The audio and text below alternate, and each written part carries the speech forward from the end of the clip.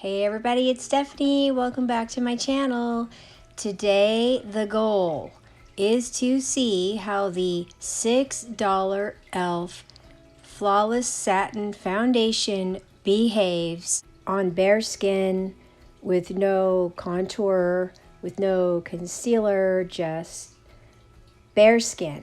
The only thing that I have on my skin at the moment is some marshmallow primer because it's so hydrating and it just really prepares skin well to apply makeup. But otherwise, there's nothing. I wanted to see how this beautiful foundation would cover and sit on my mature skin on its own. Just a side note, this is what it looked like on the back of my hand versus the other hand. Just lovely. I am using a BS Mall flat-faced foundation brush, which is what I had used previously. I found that a brush works for this foundation better than my fingers or a sponge. When I applied this directly to my face before taking the brush to it, I could tell that the foundation was starting to dry down quickly, so I didn't have a lot of time to spare. I knew I needed to get in there and start moving it around.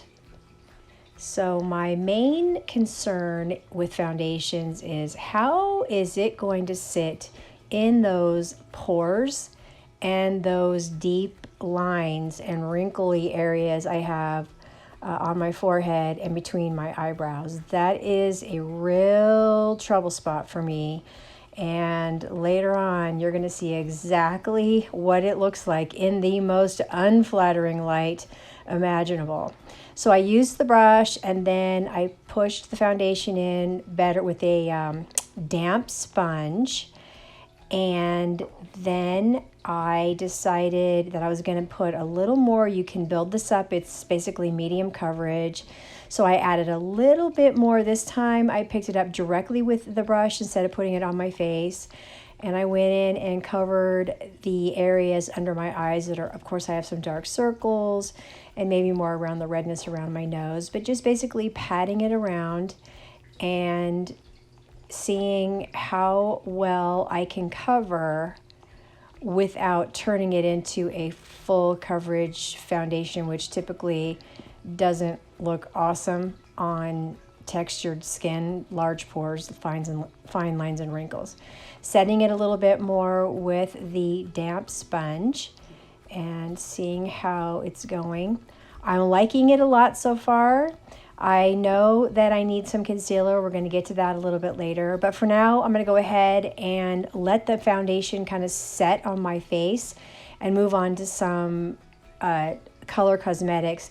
This is a NYX Professional Lip Pencil in the shade Pale Pink. This is actually a lip pencil I got from my sister for Christmas, but of course, I have to use it.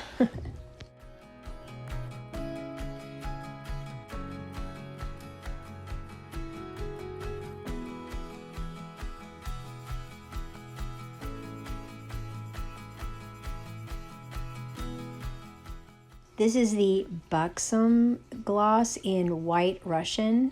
I love this gloss. I love the way it feels. It lasts. It's beautiful. It's gorgeous, but it's wicked expensive.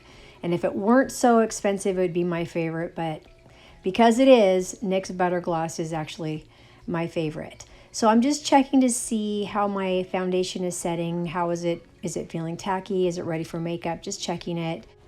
Getting ready for my brows. This is a Kokie eyeliner pencil in the shade Blonde.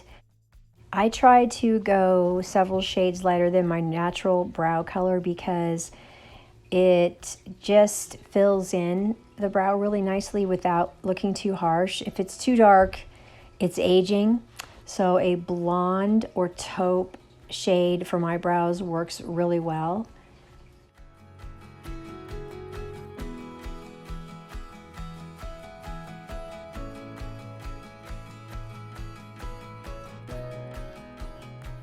I am a big fan of repurposing different products. For example, here we have the e.l.f. contour palette that I picked up a couple days ago, and I absolutely love it. But I wanted to try to see how it would work out for eyeshadow. I have another contour stick that I use for eyeshadow, and it's lovely. And I wanted to see if I would have the same success using the contour palette for a cream eyeshadow. I noticed that it was creasing right away, so I had to use it with powder. I'm using this Fiera setting powder to see if I could stop the creasing. I am setting it with this BS Mall Mini Flame eyeshadow brush. Picking up another BS Mall eyeshadow brush, I am going in with the lightest color of the contour palette here in the dark shades. And just, I just want to see if we can get some good payout. It's very creamy. I love the texture. So I tried it initially with that lighter color and decided it was too much work. I needed a little bit more payout, so I dipped my brush into a darker shade, worked it in there with my finger, but then I decided to go ahead and use the brush. I dipped my brush directly into the contour and moved it around a little bit more onto my lid. Still wasn't happy with it, which you'll see later. I decided to move on for now and go in with my eyeliner pencil. This is my Almay 24 Hour in the shade Brown.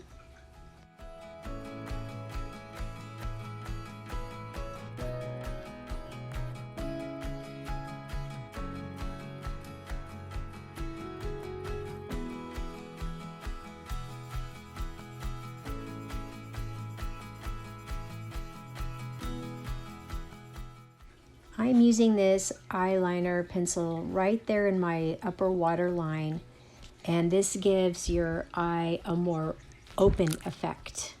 Makes your eye look bigger.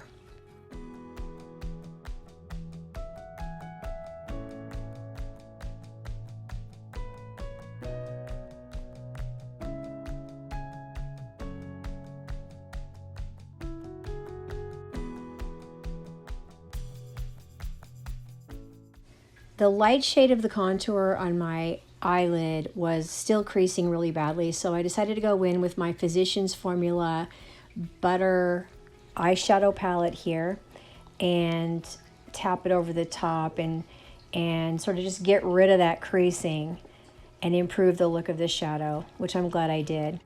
Now I know that that particular e.l.f. contour palette doesn't make that great of an eyeshadow, but I had to try.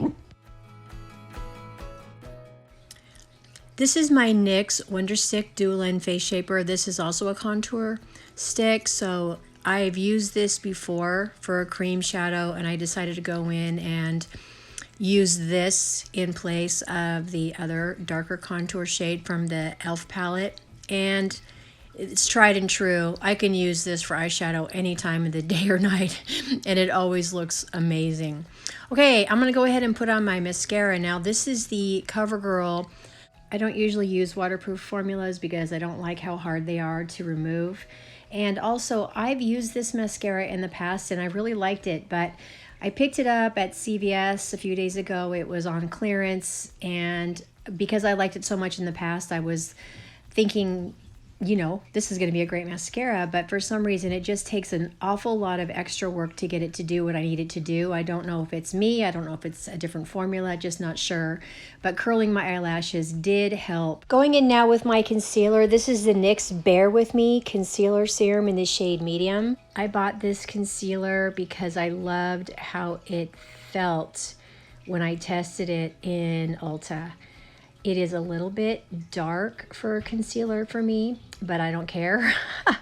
It actually works well with the foundation shade that I'm using right now, which by the way is Sand, if I didn't mention it. But I warmed it up in my fingers first, and then I'm just gently tapping it in, and then I'm gonna take a tapered BS Mall detail brush and work it in under my eye until it's nice and blended. This is very dewy, and it's definitely going to need some powder. Oh, hi, Jazzy. You sweet girl. Did you come to say hello? Oh, I love you, sweetie. Taking a damp beauty sponge, I am just pressing that in a little more. I think I might have gotten too much of the concealer, but that's okay. All right, adding another coat of mascara, trying to get the biggest bang out of that I possibly can. There was some clumping. I got quite a bit of length from it though. I was very happy with the length this time, but thankfully I was able to declump with that little mascara tool. Now I'm going in with the contour palette from e.l.f. that I picked up a few days ago for $9.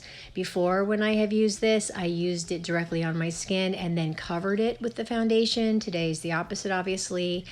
And I like the way that this contour palette works on top of the e.l.f. foundation.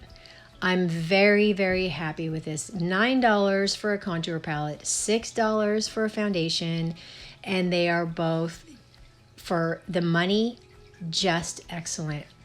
So I'm blending that in there with a damp beauty sponge. Going back in with this BS Small tapered detail brush, I'm going to use the light color again for the contour palette and go in where I like to brighten areas.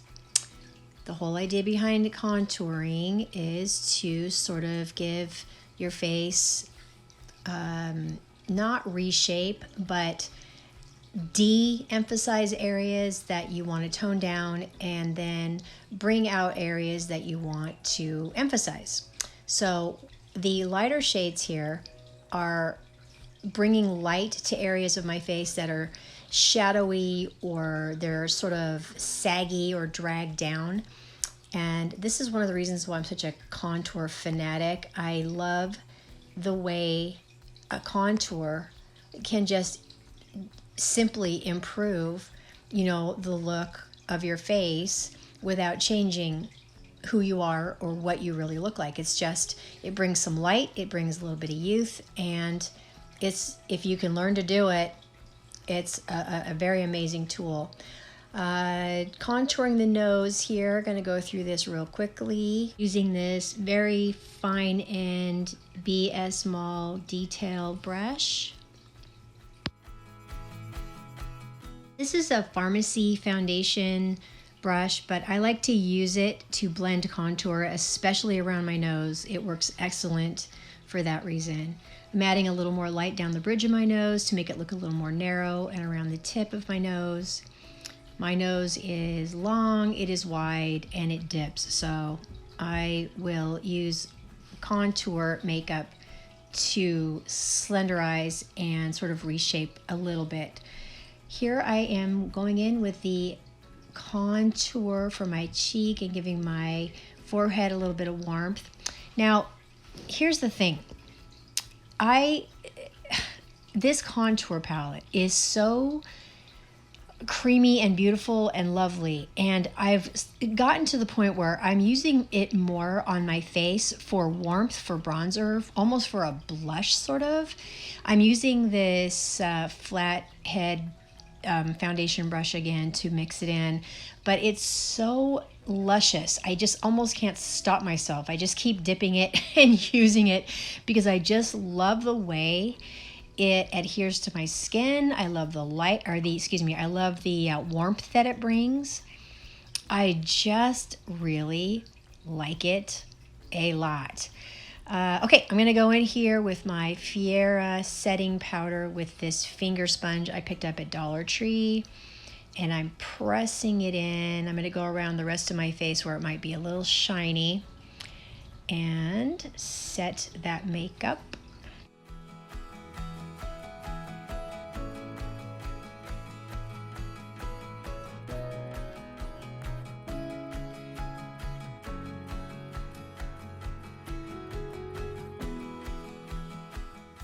Debated whether or not to use blush at all, but I decided to go in with this Dream Team Physicians Formula Butter Palette for the face, and this particular shade. This is called Saucy Mauve, I believe. Now, I've already got powder on my face, so I didn't want to use anything creamy because of the powder. But this particular formula for blush is so, it's creamy. It's like it's a powder, but it almost acts like a cream in the way that it lays down. It is very glisteny. It glistens quite a bit, so you have to be super careful with it. And I knew I was probably putting a little bit too much here. As you can see, it's very shiny, almost like a highlighter. So I took this powder brush just to sort of tone it down a little bit. And then I decided to find some light outside that would really tell the story. This is outside in the dreary winter overcast ugliness of New England at the moment, but you can see here the makeup sitting in those fine lines, which is not terrible, super terrible. Unless I get Botox or a major peel, that texture is going to be there. This is in my sister's room, right outside of the sliding glass window. There's a lot of light coming in where I can see the blush starting and stopping, so I had to tone it down with some powder. The makeup under my eyes, I could probably have used a little more concealer. Here is my forehead where I have the most issues with the lines and wrinkles. The makeup itself behaved pretty well. I don't think the makeup was bad. Here I am, I was kind of squinting there, so the lines were more deep. Sometimes it's all in the lighting, isn't it? Thanks for stopping by. Thanks for watching. Hope you enjoyed the video, and I'll see you next time.